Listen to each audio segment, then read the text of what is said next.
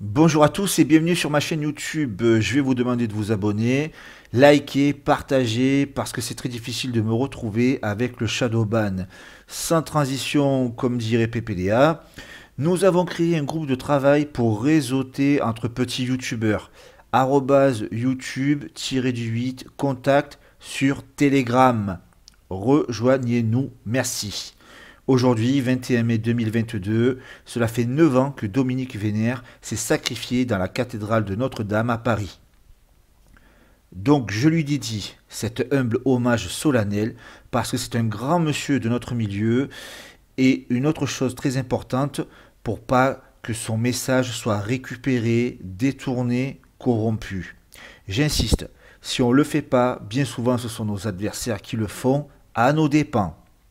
Qui est Dominique Vénère? C'est un essayiste et un militant politique français classé à la droite nationale, auteur de nombreux ouvrages qui circulent dans toute l'Europe. Ancien militaire pendant la guerre d'Algérie, il adhère à l'OAS, l'organisation armée secrète. Il contribue à la fondation du GRES, le groupement de recherche et d'études pour la civilisation européenne. Le 21 mai 2013, il se tire une balle dans la bouche dans la cathédrale de Notre-Dame de Paris pour protester contre le mariage des personnes de même sexe. Son geste est un sacrifice rituel des généraux romains consacrés au dieu, le Devotio.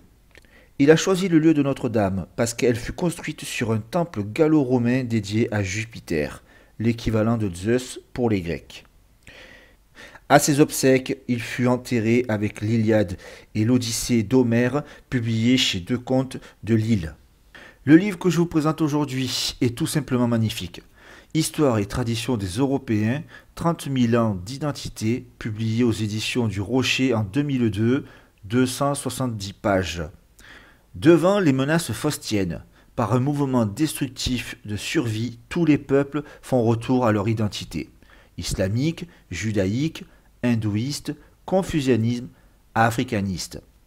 Frappés à l'âme par l'oubli d'eux-mêmes et par leur culpabilisation, seuls les Européens ne le font pas. Et pourtant, la cause, c'est le nihilisme, le manque de sacré, de croyance. Souvent à cause de la volonté de puissance, mais pourtant, les laïcs gardent une trace dans leurs croyances primordiales qui ne sont pas primitives mais rituelles, comme le mariage, les naissances ou la mort. Un peuple se condamne à mourir s'il laisse l'étranger venir narguer ses dieux dans ses propres sanctuaires. Aujourd'hui, carrément, ils viennent tuer les prêtres et attaquer les croyants dans les églises. Platon disait dans La République qu'une communauté prend conscience d'elle-même face à un danger extérieur. Qu'est-ce que donc l'Europe ? Qu'est-ce qu'un Européen ? L'écrivain Milan Kundera dit qu'un Européen, c'est celui qui a la nostalgie de l'Europe. Nostalgie qui vient du grec nostos, le retour à l'Europe, à sa tradition primordiale. On est Européen par le sang, mais aussi par l'esprit.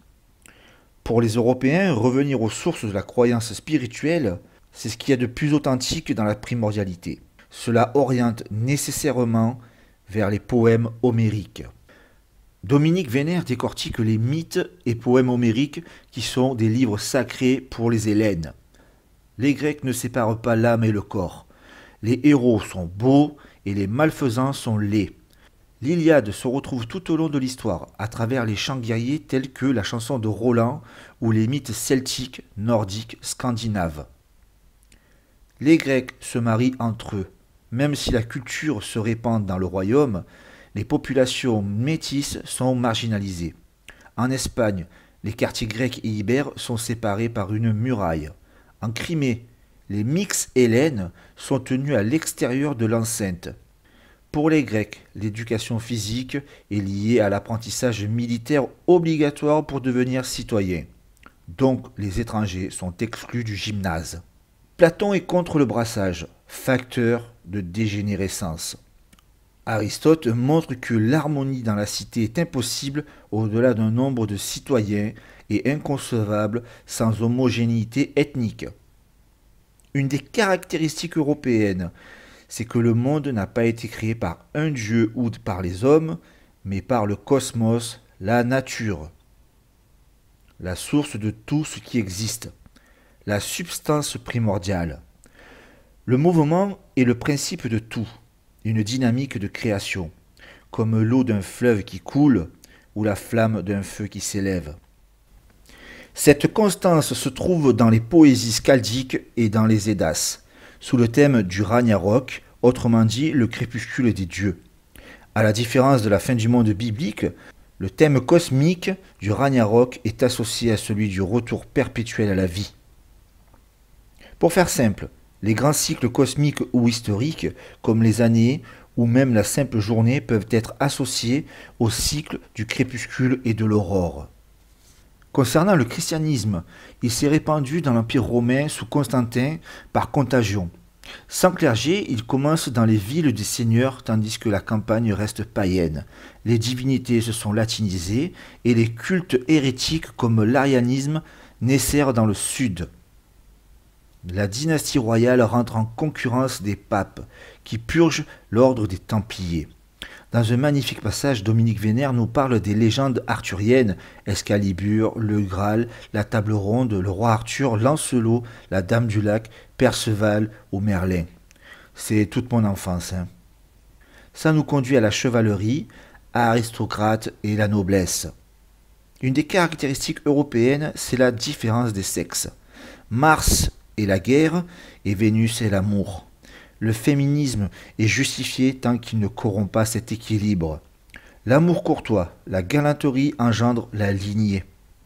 Une chose importante, le mariage de raison assure la lignée, même chez les pauvres paysans du Moyen-Âge. Le mariage est le début d'un chemin initiatique au-delà de soi. C'est partager une même vision spirituelle, une même idée de la vie, un même sentiment de la beauté.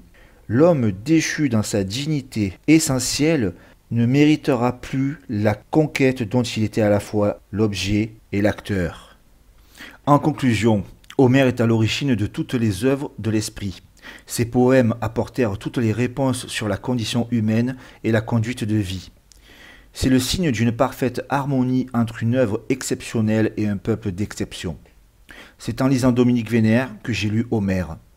Ce livre, Histoire et tradition des Européens, est parfait pour comprendre nos racines et notre avenir.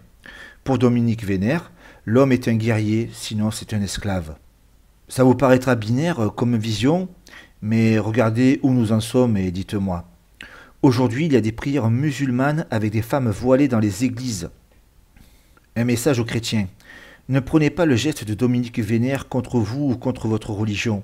Mettez de côté vos appréhensions envers les païens parce que l'Europe va avoir besoin d'unité. Ne refusez pas la main fraternelle d'un autre Européen parce qu'on est tous dans le même bateau. Une chose à retenir, la lignée est la seule vraie alternative au grand remplacement. N'attendez pas qu'on vous prenne par la main pour devenir de vrais Européens. Réenracinez-vous, ouvrez un livre d'histoire et vous verrez ce que c'est d'être un Européen. L'Institut Iliade est la continuité de la pensée de l'action de Dominique Vénère. Allez consulter leur site, achetez leurs livres, partagez leur contenu, faites des dons, rejoignez leur formation pour faire partie de l'élite, une chevalerie des temps modernes. Allez à leur colloque annuel. Et puis tous les ans, rendez hommage à Dominique Vénère. Vous avez son site dominiquevénère.fr et sur Telegram, Dominique Vénère Archive, où vous trouverez ses émissions, ses textes et ses vocaux. Je passe un bonjour à mes camarades des Braves, le CP, la Team Conversano, les Ardosiens, Nomos TV, le LPE, l'Institut Iliade, Radio Méridien Zéro, Piero San Giorgio, les Casuals, la Ligue du Midi, les Croquettes et GZ. Allez dans nos librairies de droite. Écoutez nos artistes de droite.